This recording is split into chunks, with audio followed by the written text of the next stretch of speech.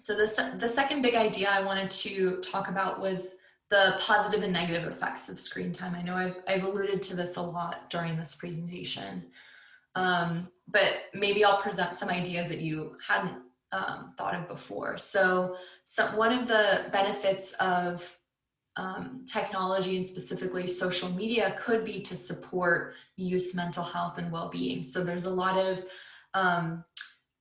Instagram accounts that are designed to support mental health and well-being. Also things like Reddit forums where, people are allowed to find information in places where they might not trust speaking to an adult with.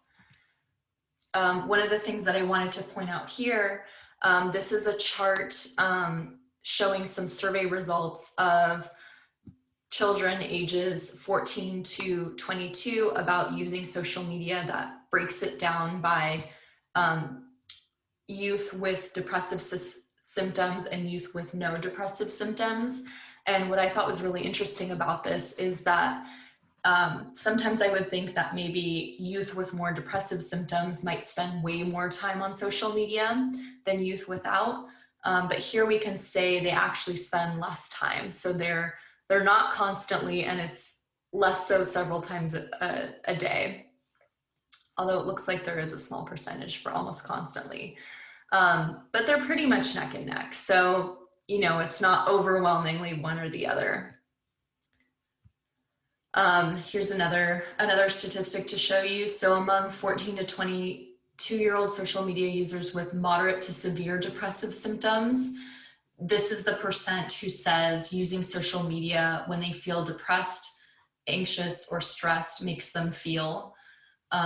Most of them said neither worse nor better. So it's not like social media is having this overwhelmingly negative effect on youth who are reporting feeling depressed, stressed, and anxious. That, it seems to have no effect, at least among the group that this lab studied. And then I wanted to show you kind of one last statistic here is this breaks down the percent of 14 to 22-year-olds who have gone online to find information on depression, anxiety, and stress, broken out between straight and LGBTQ youth. And you can see that LGBTQ youth overwhelmingly go online to find information about depression, anxiety, and stress. And so for some groups and some youth, online spaces could be really important for them in order to look up these things. They might not trust an adult. They might not feel like they can ask anyone else that they know, and that being online might help them. So some of the benefits is to support youth mental health and well-being that I just went through. It also provides opportunities to explore identity and sense of belonging. So I had mentioned that there are a lot of online communities where, you hear stories about people who, might not have friends, and then they go online and they found people that are interested in the same things as them. So we call that affinity groups. And so online spaces can be really beneficial to them.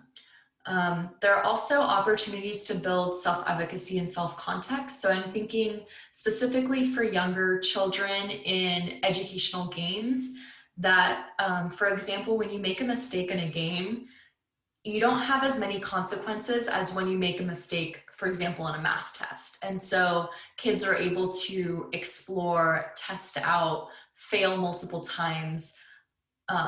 All of this, be creative, be curious, and it's really kind of low cost to them. There's low stakes, like there's no huge, they don't have to worry about failing a test. They can just, explore and do all of these things. And so games for younger kids could really support them with that. And technology also has a benefit of providing opportunities for skill building. So maybe it is asking your kid to play a math game and practicing your multiplication tables or addition or spelling or vocabulary, that games can support that.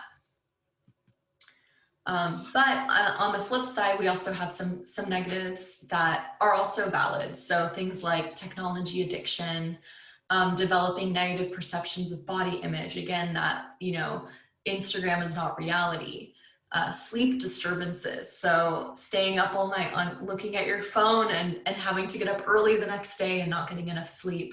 And that in some instances, it might also interfere with language development among very young children.